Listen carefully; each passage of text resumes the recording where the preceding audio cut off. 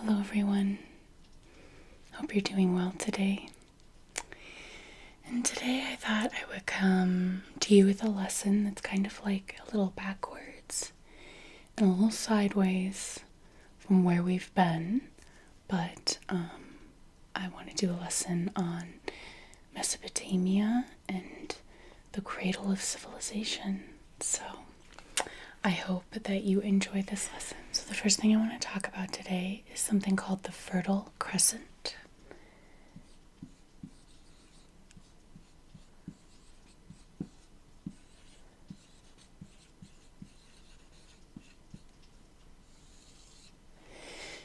This has also been called the Cradle of Civilization. There's, I think, like 5 cradles of civilization around the world, but this has been referred to as the Cradle of Civilization because many scientists believe that this is where our earliest human ancestors came from and where civilization really is the earliest that we can decipher. So the Fertile Crescent is describing an area in the Middle East, kind of connecting to the Mediterranean and to Africa and Egypt and the Nile. So I do have a picture. So this right here is the Fertile Crescent. And as you can see, the Nile is right here. Here's the Nile Delta.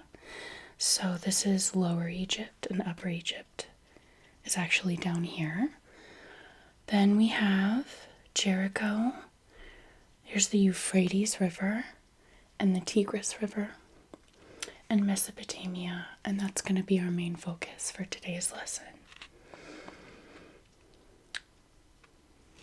So yeah, that's where it is, and that's what it looks like. So,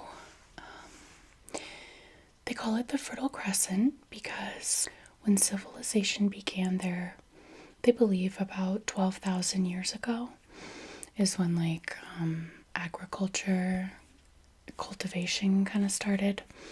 They believe that the Fertile Crescent was rich with water and marshes and had a lot more lush greenery, and this is why civilization was able to begin there.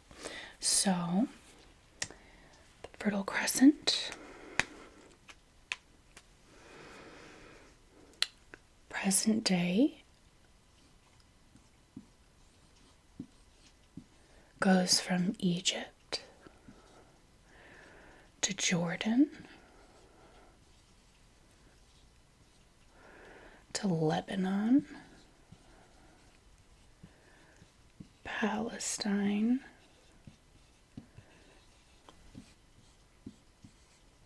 Israel, make sure I'm spelling that right, Syria, Turkey, Iraq, and Cyprus. So this is where the Fertile Crescent lies today. The regions in which these people in Mesopotamia lived and thrived. The Fertile Crescent includes Egypt and the Mediterranean, but Mesopotamia does not. If we look at the map here, here's Egypt over here, and Mesopotamia is here. And so we'll talk about what civilizations started in Mesopotamia. They do believe that this is older or as old as Egypt. I would say older because I do believe that even though Egyptians kind of evolved separately in a different place, that they probably originated somewhere around here because this is where the bulk of civilization was during this ancient time. So, okay, so now we're going to talk about Mesopotamia.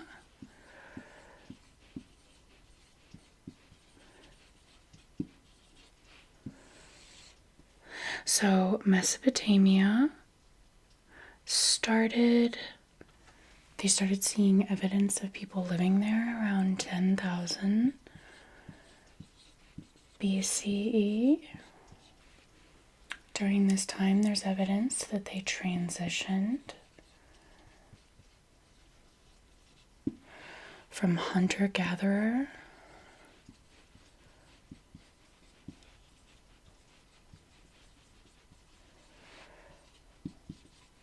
to like a stationary lifestyle.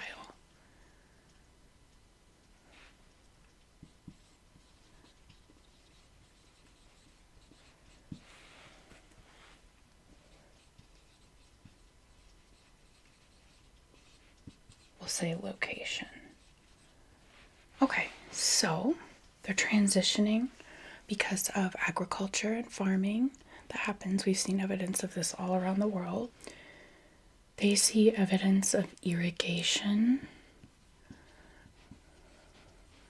after about 8,000 BCE, and before that, there's evidence of agricultural farming. So, cultivation is a little bit different. Cultivation is like encouraging a population of plant that already exists. So, like watering it, and that's like what native indigenous people did for a long time.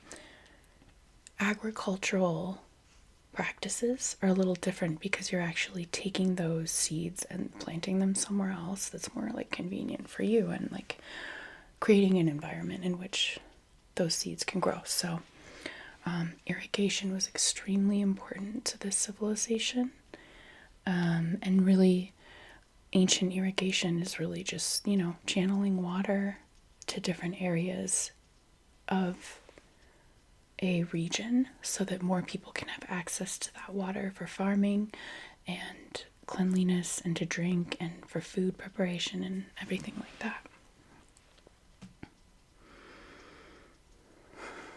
So the word Mesopotamia means between two rivers. And we saw on the map that it is the Euphrates River and the Tigris River. And so this right in the middle here is where most of the civilization and material artifacts were found. So in the area between those two rivers. Makes sense? So the Fertile Crescent has also been called the cradle of civilization.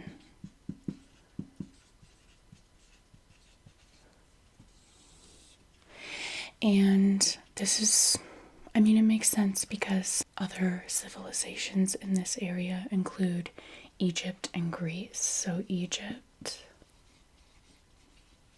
Greece, and Mesopotamia.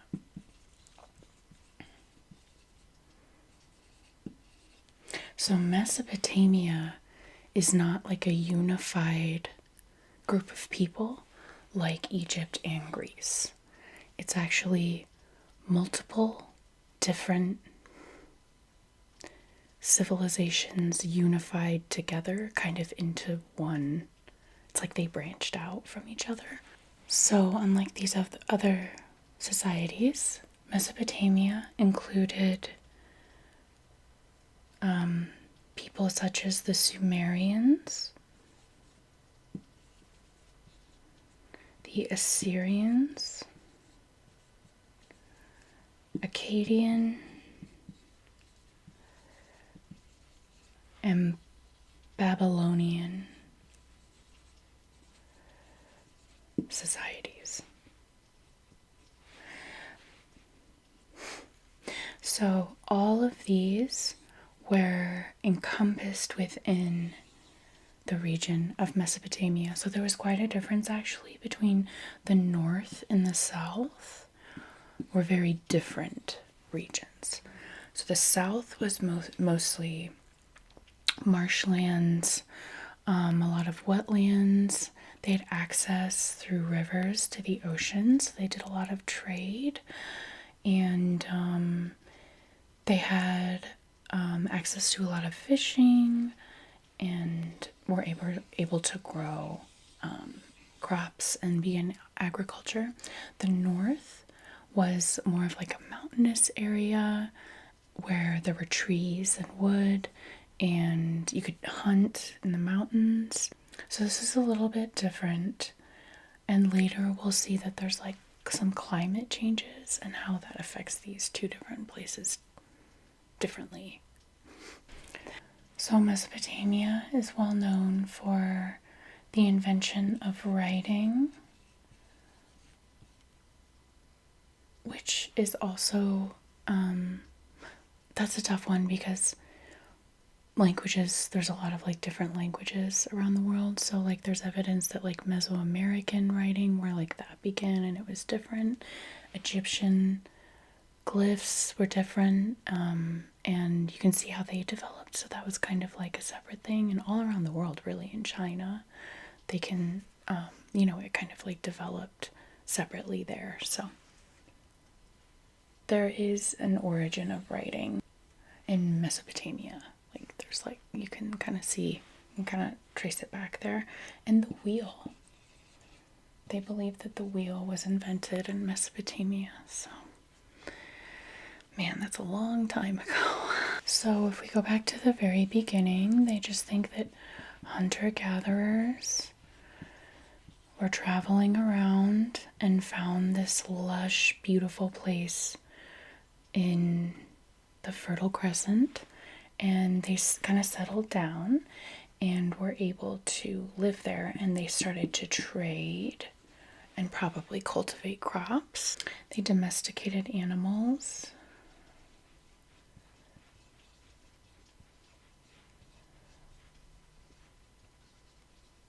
So then, after this, they kind of invented, I guess you could say, agriculture. And that goes right along with irrigation, because that was a huge factor in getting agriculture to be so successful. Trade was really important throughout this period and after, because this kind of like, you're able to stay in one place and acquire the things that you need, which is definitely what trade does. Prosperity turned into creating a city. Prosperity kind of turns into like making like a city life. The population gets bigger, and there's like more of a community. We'll go into the religion in a separate lesson, because that's going to be a lot of information and very interesting. So I'm very excited for that. So much like Egypt, women in Mesopotamian society could own land. They mostly had like equal rights. They could divorce someone,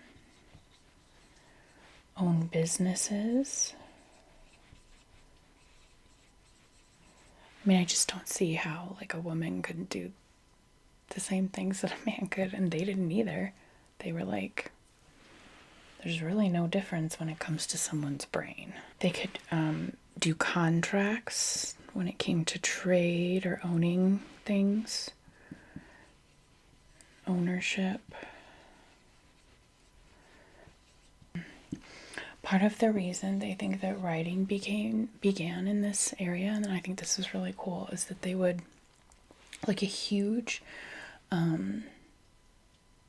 resource in Mesopotamia was clay. They didn't have a lot of stone. They had a little bit of wood in the north, but they had limestone. Really, clay was the main thing that they used. They made bricks, they made pottery, and they kind of invented like the seal. So they would make like a pot or a vessel, and they would put a plug in the top and then have like a seal that they would press into the soft clay, and it would dry with their seal on it, which I think is so cool. And that's kind of how it kind of like relates to the invention of writing, because those were that's where like the first symbols started, so that you could know who was sending the vessel, who you were purchasing it from, trading it with, all those good things. There would be proof that it was like that person who sent it to you. They also think that beer came from Mesopotamia, beer specifically. And it seems like they brewed some beer and made some wine also. So when it comes to clay, some of the nicer homes were made out of dried clay bricks. And some of the less expensive homes were made from like reeds that were cut and then kind of strung together. And that's how they would make their houses, and they would like kind of dig them into the ground. We'll talk about this more, but inside every city, there would be like a central temple. And it would have, each temple in each city would have like a specific deity that would be worshipped there. So they also think that before there were like kings, there were priests in these areas that kind of like ran the cities and made decisions based on religious concepts that they believed. So the role of king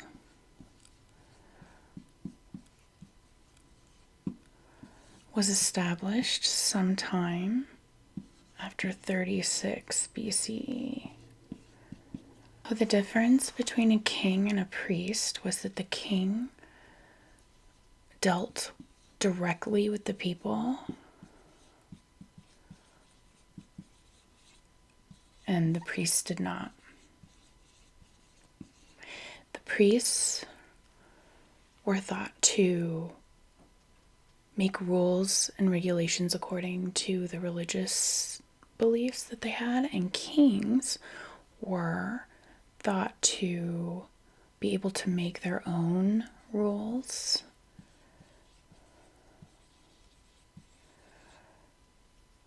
while still honoring the religion and also showing respect to gods and the religious practices.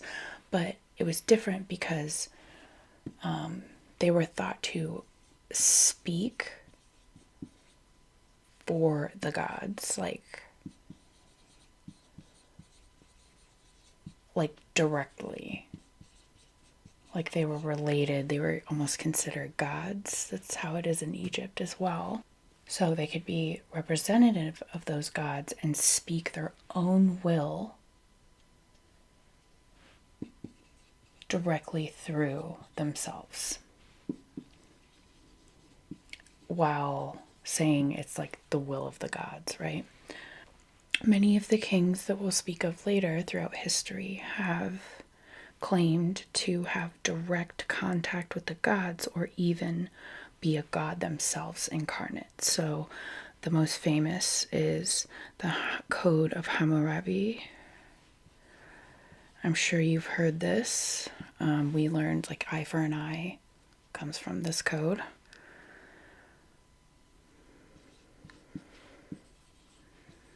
So this is, so this kind of like describes the laws and some of them surrounding like the king's relationship with the gods. There was an Akkadian king, Naram Sin. That was about,